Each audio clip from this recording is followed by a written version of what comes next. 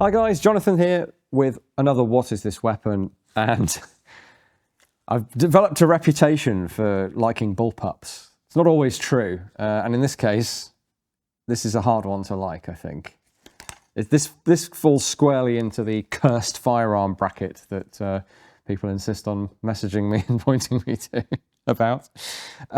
It originally was an Armalite AR-18, as some of you will already know, and some of you might have been able to spot from the fact that it's essentially an AR-18 that's been chopped into bits and stuck back together. For those of you who aren't familiar, here's one I found earlier. So this one's made by, this is an original, Armalite Incorporated, Costa Mesa, California, because that's the original company, or the original manufacture run was at their California HQ.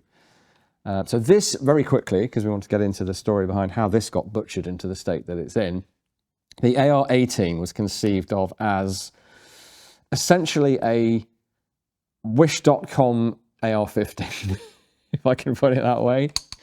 It was the technology, or some of the technology of the AR-15, M16.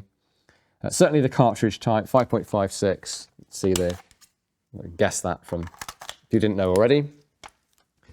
Barrel length, similar manual of arms, but not the same. So this version has the same style of selector switch, safe semi-auto, that's the same. Location of the magazine catch is similar as well. Charging handle is not, because as part of the simplification of this redesign, essentially, total redesign I should say, there are no actual AR-15 parts on these. They moved the charging handle to the right-hand side because that's connected direct to the bolt carrier. It's not separate like on the AR-15, non-reciprocating. This very much does reciprocate, which would cause a problem later on with a certain AR-18 derivative, the SA80, L85, L86, L22, that family of weapons, which is very relevant to what we're going to talk about in a second. But I just wanted to show you the original. We'll put these side by side for you. Bullpup, I'm sure most of you, well, not necessarily most of you, are familiar with what that is. Originated as a slang term for a short, squat firearm based on, it was a term for a bulldog puppy, bullpup. Fell out of favour in the dog breeding world, I guess, over the 20th century, but it stayed in use in the firearms world to describe something like this, where you move the, I mean, I've defined it in my book via the grip, because it gets, otherwise you end up making most semi-automatic pistols bullpups, which isn't very helpful to anyone. So I came up with a definition to do with the grip or the grasping area being in front of the breech face. Definition I came up with. There are others. The easy ones are where you get the working parts, including the magazine, are behind the trigger. That's the sort of colloquial definition. And that's exactly what the SA80 is. They took this sound design, plenty of other modern firearms are based on this, the G36 from H&K, the FN SCAR, Remington ACR, various of them out there. It's one of the go-to concepts in terms of working parts and gas parts. Gas system, short stroke, external. So the Eugene Stoner's very clever internal gas system where the bolt stem is the piston, that's one of the simplifications that led to this. So they revert to the 1930s Tokarev, essentially, short stroke operating rod driven system. It's a known quantity for the sort of countries that might license a rifle that they can afford to build with the technology they know how to use, whereas the M16 was a bit too advanced for some countries to grasp with forgings, aluminium forgings, the polymers. It's still got the polymer furniture. You'd have to tool up to make polymer furniture if you didn't already have that capability, but you wouldn't have to worry about complex forgings and machinings. You could use good old World War II stamped metal technology. That's the point of the AR-18, really. Oh, and by reverting to the external gas system, you can also fold the butt up. So and even fire it in this configuration. With the AR-15 family, you always have to have a buffer tube sticking out the back for the thing to work. So a sort of fringe benefit of making a slightly more agricultural parallel design to the AR-15. So we'll set that aside. We don't need that anymore. And we'll look at the story of this contraption. I suppose the first thing to get over, for those of you who aren't familiar with this thing, is what's going on with it. It is in fact quite cursed. In fact, I should first of all thank my friend and colleague Dave over at EXP, where I am still making videos with them about game guns. Recently, they showed me a new gun for hot dogs, horseshoes, and hand grenades, the VR firearms-based game, and they had located pictures of this, and they had Anton, hello Anton, he had created this within the game. So you can now, if you get that game, jump in and shoot this. Well, you can't shoot the real thing because it doesn't work. But there's no way for it to work. So it's cursed in the sense that it looks wrong, and it's cursed in the sense that it's non-functional, which is, you know, the worst possible combination, really. There are more nuances to complain about, but the big one is, how is the trigger connected to the firing mechanism? The answer is it's not. Funnily enough, Anton does say in his devlog when he showed this off that there's no trigger linkage, and he just says, doesn't stop us in hot dog land, which I have to respect. Fair enough. Hot dog land is probably the best place for this thing. Now, to be fair, and we might get around to this one day as well, the Royal Small Arms factory at Enfield has its own AR-18 Bullpup Mock-Up, part of the design process for the actual SA80. This is not that. This is made by and then converted by Sterling Armaments themselves. They being the licensees at the time, so Armalite licensed to Hauer in Japan. It's a Hauer gun that was chopped into the mock-up for Enfield, by the way. Then they licensed to Sterling in the UK. So Sterling were the main manufacturer for several years of the AR-18 and the semi-automatic AR-180, as well as a little short version with a foregrip, which is interesting. And Sterling, important company historically, notably for the Patchett submachine gun.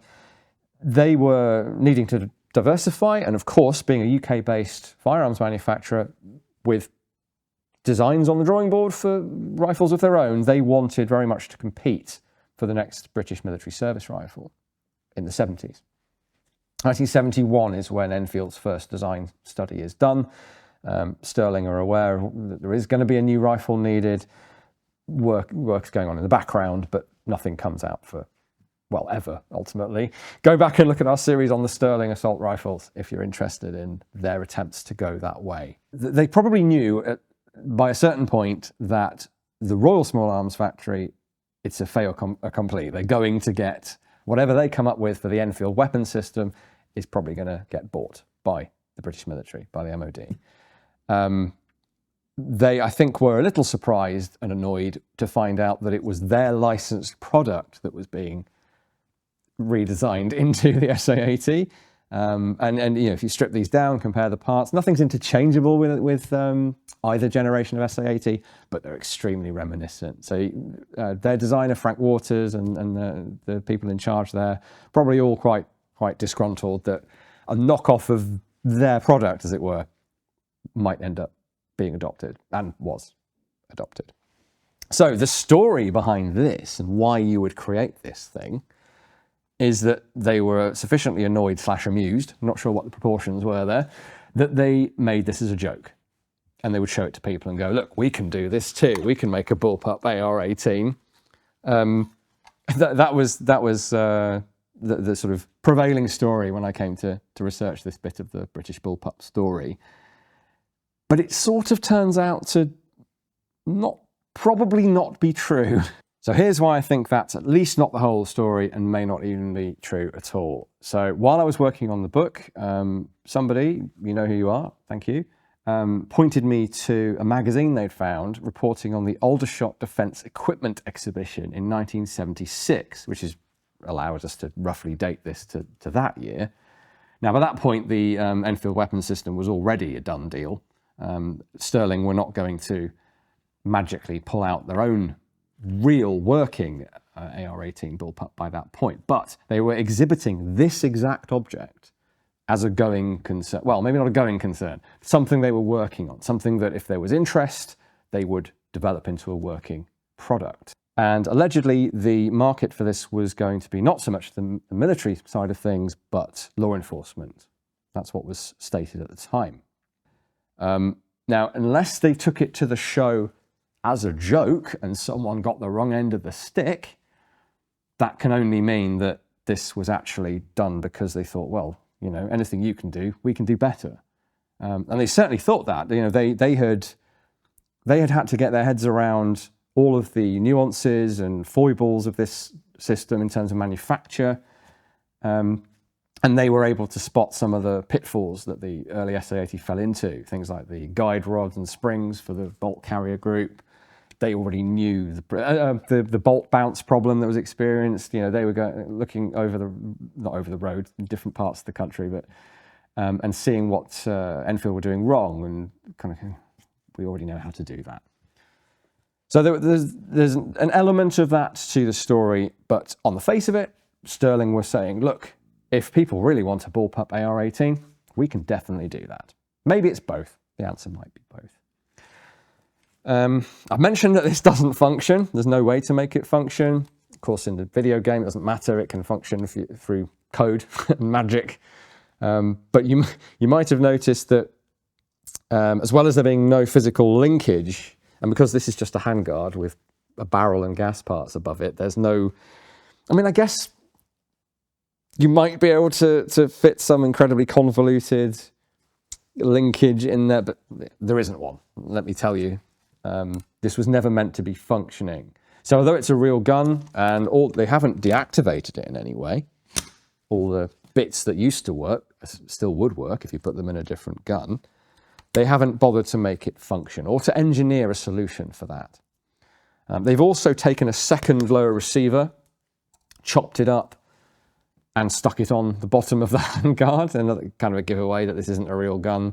And I guess supports the narrative that it would have been just a joke, is that not only can it not connect the trigger to the mechanism, but they've just bodged it on. It looks like one of these photoshops that I get sent of cursed guns. It really does. It's kind of fascinating that it's a real historical artifact, but it's also, you know, nonsense at the same time.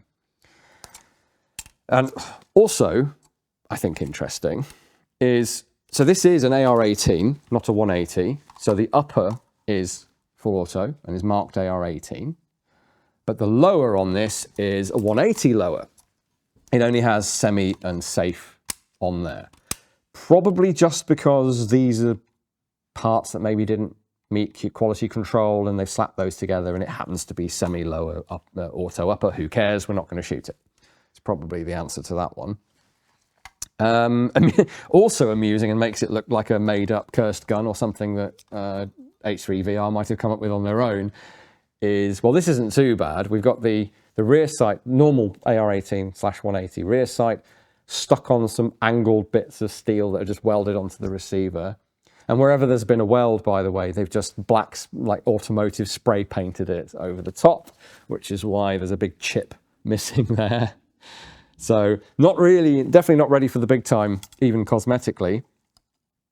And the really bizarre thing that really makes it look like it's come out of a video game, a super lazy video game artist has slapped it together, is that the front sight, what they've done is cut off the sight protectors, cut off the front sight tower of another gun and weld that on top. So it's like glitching. So you have a front sight on your front sight so that you can sight while you sight. Who knows? We've got the dovetail there for the optic because this was designed as the AR-15 was in a different way for an optic, but we can't use it really. Couldn't put anything there because this is in the way. Again, this is not a serious attempt at a marketable product. For the butt, because this is the British didn't use the term bullpup; they used the term buttless.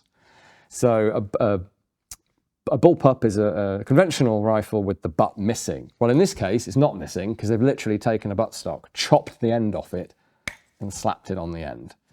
And actually, it's probably the best ergonomic feature of this, except that the length of pull is astonishingly short, which can be a problem with bullpups anyway.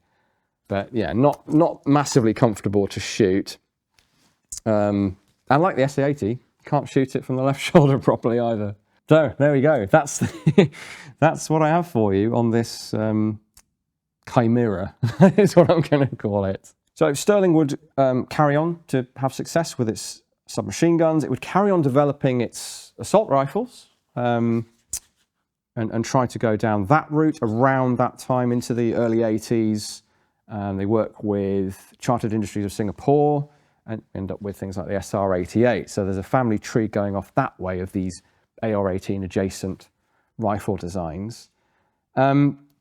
Ultimately, both Enfield and Sterling, not too many years later, get wound up and are no more.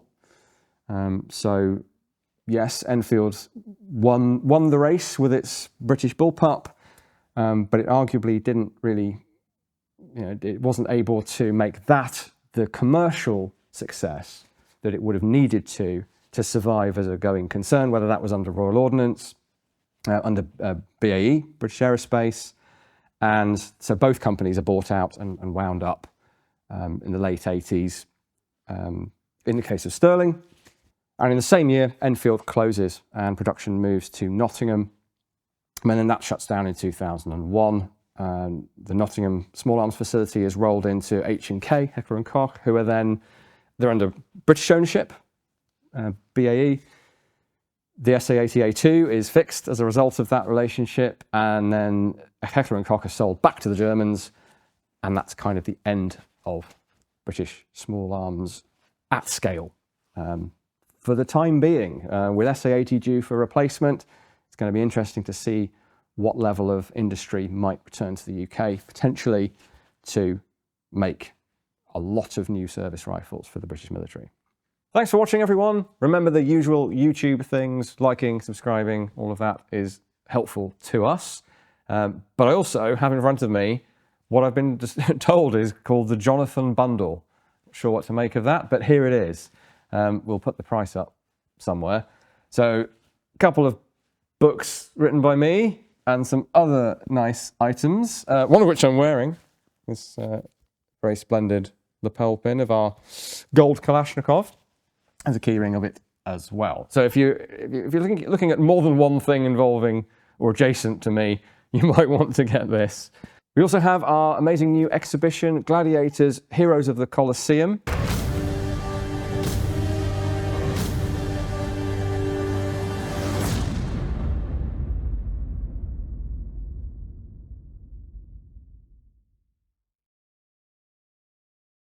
Opening on the 28th of June, which is very exciting. No guns in it, I'm afraid to say, but lots more to enjoy and be inspired by in that. So please do come and see that and visit us at one of our 3 museums if you can't make that one. And we, meanwhile, will be here again next week.